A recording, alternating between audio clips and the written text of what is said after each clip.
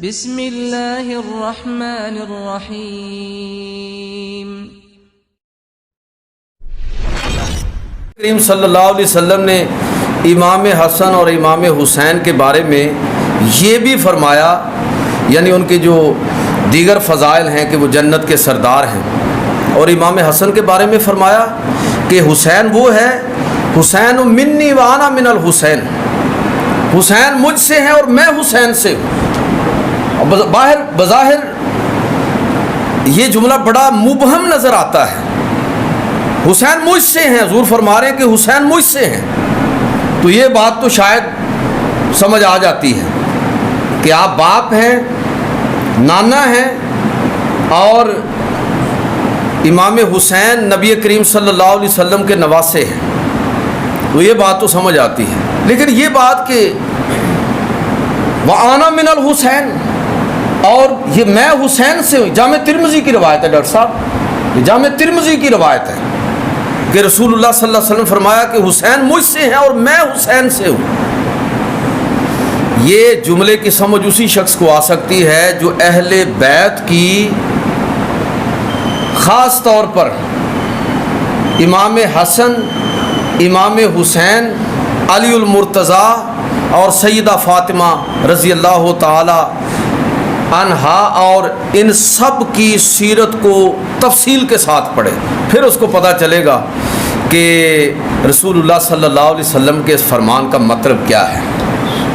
یہ بات تو واضح طور پر سمجھ آتی ہے کہ حسین مجھ سے ہیں، لیکن یہ بات کہ میں حسین سے ہوں، تو یہ سیرت کو پڑھتے ہوئے اس کا اندازہ ہوتا ہے کہ ظاہری طور پر بھی یہ چیز ہمیں نظر آتی ہے، جس طرح خلفائے راشدین کے بارے میں ہمارے علماء نے لکھا کہ خلافت راشدہ، یہ حضرت شاہ ولی اللہ نے لکھا ہے کہ خلافت راشدہ قرآن مجید سے ثابت ہے۔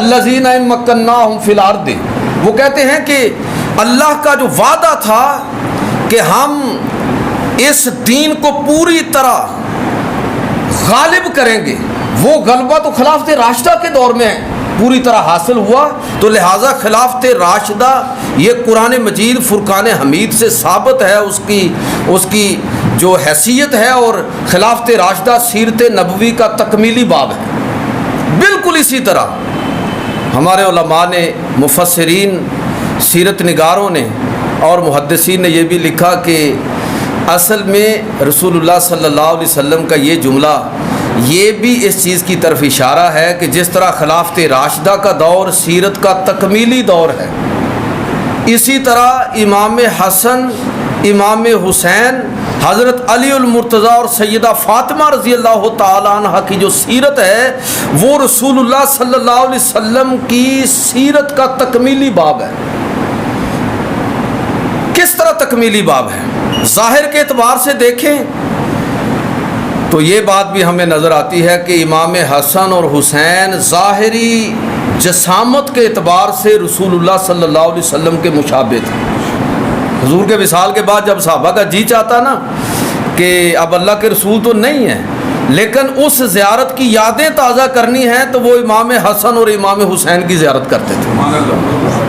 تو یہ ظاہری اعتبار سے یہ سیرت کا چیپٹر ہے، اور باطنی اعتبار سے دیکھیے تو امام حسن اور حسین رسول اللہ صلی اللہ علیہ وسلم کی جو باطنی سیرت ہیں، گویا کہ اگر آپ دیکھیں تو حسن و حسین مصدر ہیں، لیکن رسول اللہ صلی اللہ علیہ وسلم کی ذات مصدر ہیں، اور حسن و حسین اس کا مظہر ہیں، رسول اللہ صلی اللہ علیہ وسلم کی ذات کا مظہر ہیں، ظاہر کے اعتبار سے اس طرح اور باطن کے اعتبار سے اس طرح کہ حسن کی سیرت میں رسول اللہ صلی اللہ علیہ وسلم کی سیرت کی توسیع کی صورت میں نظر آئے گا، اور کربلا کے اندر امام حسین رضی اللہ تعالیٰ نے جو قربانی دی اور شہادت کا جو منصب حاصل کیا، تو دیکھیے کہ رسول اللہ صلی اللہ علیہ وسلم کو ظاہری طور پر اس طرح شہادت نصیب نہیں ہوئی۔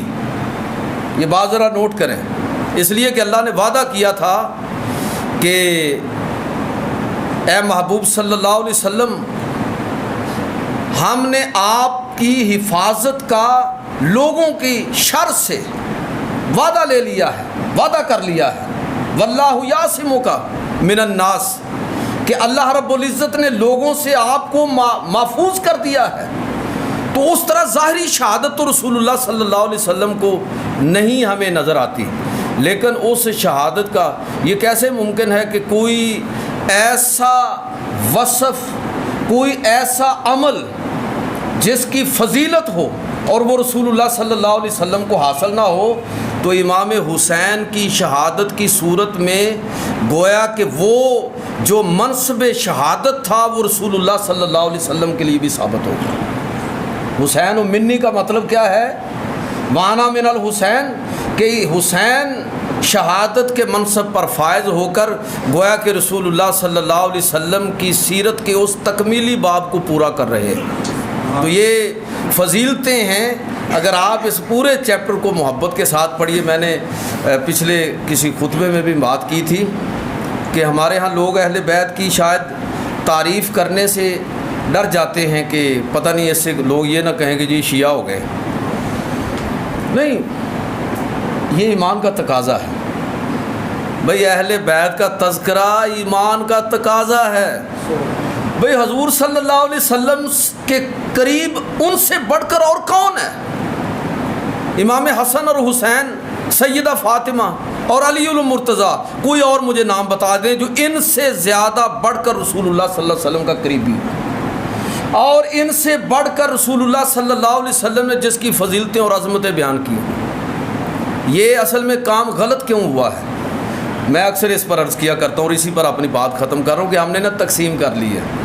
توحید ایک نے پکڑ لی ہے، رسالت دوسرے نے پکڑ لی ہے، اہل بیت کو تیسرے نے پکڑ لیا ہے. اور اب ہم ڈرتے ہیں کہ بس اگر یہ چیزیں یہاں پر آ گئیں تو یہ مسجد، یہ لوگ شاید فلاں فرقے کی طرف منسوب ہو جائیں گے.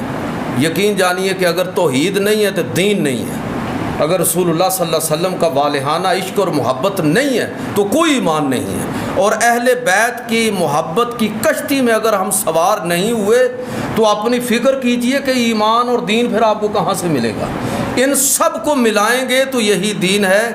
دین یہ کل ہے جس کو ہم نے اجزاء کے اندر بانٹ دیا. اللہ تعالی ہمیں اہل بیت کی حقیقی محبت نصیب فرمائے، اور جو قربانیاں انہوں نے دی ہیں ان قربانیوں سے سبق حاصل کرنے کی توفیق عطا فرمائے.